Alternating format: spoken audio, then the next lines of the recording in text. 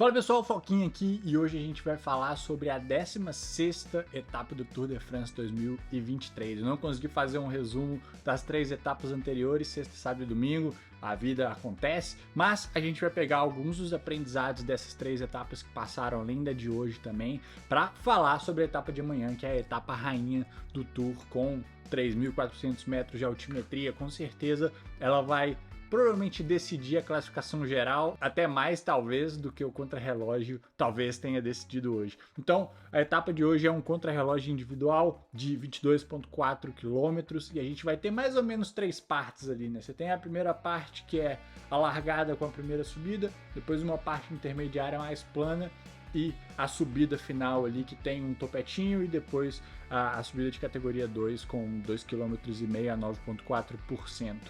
A gente vai ter, obviamente, todos os atletas largando. Se você não está familiarizado com os contrarrelógios individuais no Tour, todos os atletas largam em ordem contrária à sua posição. Então, os últimos largam primeiro e os primeiros largam por último. Dos atletas que são especialistas em contrarrelógio, que não estão na classificação geral, a gente tem no destaque ali o Wout van Aert, que terminou em terceiro, e o Remy Cavagna da Quick-Step, que foi o 6º colocado. O resto do top 10 é basicamente gente da classificação geral, né? Então realmente não é um trajeto para os contrarrelogistas puros. Para a gente conversar hoje sobre essa etapa, e o resumo mais importante da etapa é realmente entender como impactou a classificação geral. O Jonas Vingegaard terminou 1 minuto e 38 na frente do Tadej Pogačar, quase 3 minutos na frente do Wout van Aert. Para a gente analisar e entender um pouquinho do que aconteceu ali, além da forma individual de cada um, porque claramente o Jonas Vingegaard estava melhor do que o Pogačar hoje. O Pogačar está uma cara de sofrimento terrível, parecia que precisava dormir uns 2 dias. A gente tem alguns detalhes importantes. É muito comum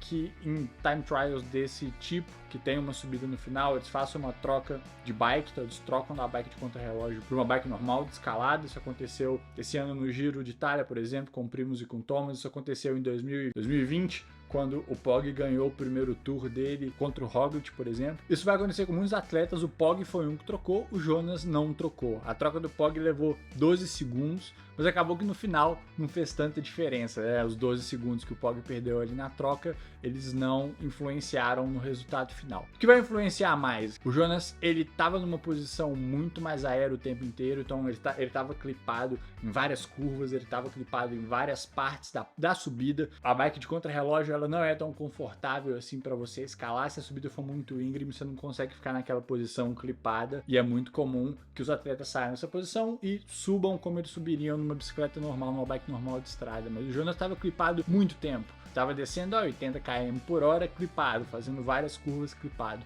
Então, com certeza, ele conhecia melhor o trajeto, isso provavelmente é um dos fatores. Ele estava se sentindo melhor, mais confiante na bike, e de forma geral, hoje ele tinha mais pernas do que o Pog, querendo ou não. E o terceiro fator, que é para mim o que fez e faz com que o Jonas tenha sido o favorito, essa seria a primeira subida, mesmo que uma subida curta, que o Jonas podia impor o ritmo que ele prefere do começo ao fim. Em todas as outras subidas, ele sempre estava com o Pog mais na roda do Pog, então ele tinha que cobrir os ataques do Pog, ele tinha que acelerar, ele tinha que sair daquela zona de potência que ele prefere, que é esse esforço mais contínuo. Então essa é a primeira vez que ele podia controlar, e controlar não significa ir abaixo do que ele tem ido antes, mas significa fazer toda a subida na potência que ele prefere. Esse para mim é o terceiro fator diferencial aqui. A gente viu que ele já entrou no começo da subida com 50 segundos praticamente de diferença pro Pogačar ali, e abriu, ganhou mais de 20 ao longo da subida. Se a gente juntar esses 3 fatores, um quarto seria o Pog não tendo um bom dia, como eu comentei, ele tá com uma cara de sofrimento ali. Esses foram os 4 fatores ali que realmente fizeram o Jonas abrir uma margem muito grande na classificação geral. Mas o primeiro impacto dessa etapa no resto do Tour é esse embate direto quando a gente tem uma subida mais controlada na potência de cada um, na intensidade que cada um prefere. Por que isso vai impactar amanhã? Porque amanhã a gente tem a etapa rainha do Tour e a gente tem 4 subidas categorizadas. A gente tem uma subida de 13 km, uma de 20, outra de 6.6 mais curta, e a final, que é uma subida não categorizada, que é uma HC, ela tem 28 km de extensão, ou seja, a gente tem um contrarrelógio individual no meio de uma etapa. O contrarrelógio de hoje teve 22.4 km e a subida amanhã tem 28. Então vamos lá, vamos entender o que aconteceu nas últimas 3 etapas, principalmente, nas últimas 4 etapas, se a gente considerar o contrarrelógio, que com certeza vão afetar a etapa de amanhã e a etapa de sábado também, que é mais uma etapa de montanha.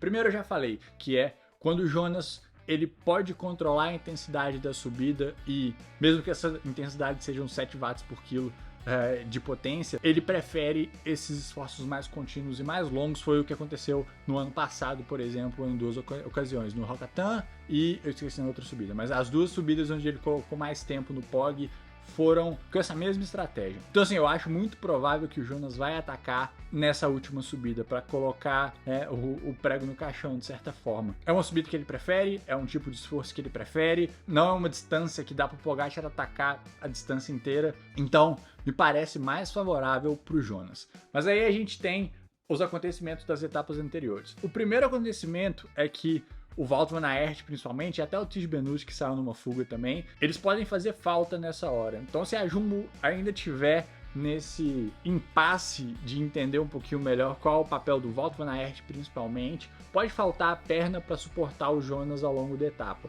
O que eu acho mais provável que aconteça é que a UAE gaste mais energia do que ela precisa, porque isso aconteceu nessas últimas etapas. A gente teve na etapa 13, faltando 73 km ainda para a chegada, e o UAE tomou a frente do pelote, começou a controlar no lugar da Jumbo-Visma, sem a menor necessidade, ou seja, dando uma passagem grátis ali, uma viagem grátis para a Jumbo-Visma. A gente teve a mesma coisa acontecendo no começo da última subida, que o UAE foi para frente com o Soler, com o Maika, com o Grosschartner, em vez de deixar a Jumbo-Visma controlar o ritmo e salvar o máximo de energia dos gregários, que eles podem acelerar lá na frente quando o Jonas estiver sozinho, estiver isolado, tiver só um gregário, e aí o UAE pode ter mais gente, pode estar em maioria ali. Isso também aconteceu na etapa 14, por exemplo, que a gente tem o Maika entrando na frente na última subida, acelerando o ritmo, sendo que ele podia muito bem deixar a Jumbo-Visma gastar os gregários e quando o Jonas estivesse isolado, ele poderia acelerar o ritmo e a UAE teria vantagem numérica. Uma outra tática que a UAE está sempre aplicando é que ela coloca o Adam Yates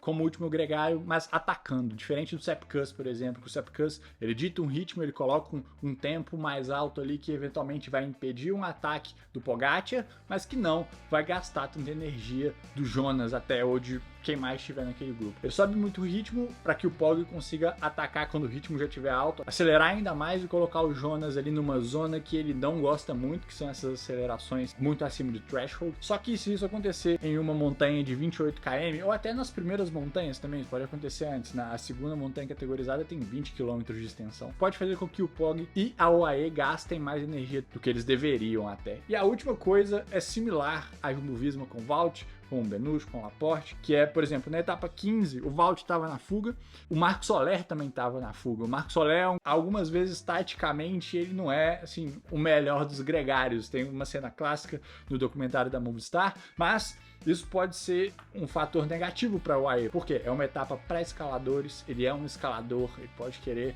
ganhar uma etapa aqui, sendo que o Pog precisa do maior número de gregários que ele puder para tirar essa diferença do Jonas, que é relativamente grande. A terceira coisa é que a gente tem uma briga pelo terceiro lugar no pódio. Quem tá em terceiro lugar é o Adam Yates, da UAE, mas ele vai trabalhar pro Pog nessas montanhas, assim, muito mais interessante pros patrocinadores e pra equipe ganhar o Tour do que ter 2 caras no pódio, acredite ou não. Além disso, o Adam Yates, ele tá a quase 9 minutos do Vingegaard, ele tá 8 minutos e 52. Ele não tem por que ele tenta passar o Pog, faz o menor sentido. Além disso, ele tem o Carlos Rodrigues em quarto colocado, que tá 5 segundos dele, o Adam Yates.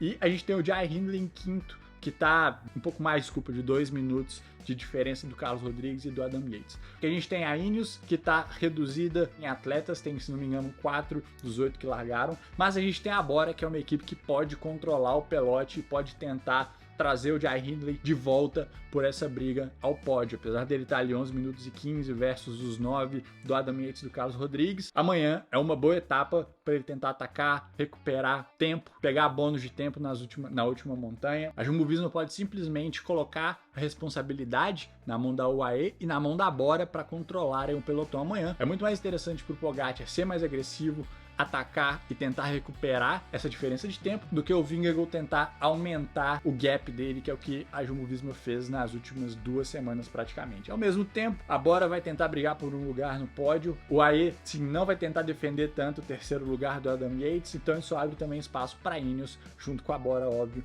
para brigarem ali, para pegar esse 3º lugar no pódio. Quer continuar acompanhando tudo que acontece na última semana do Tour de France? Se inscreve aqui no canal, dá like nesse vídeo, manda pra galera e a gente volta amanhã com a etapa 17 do Tour 2023. Até mais!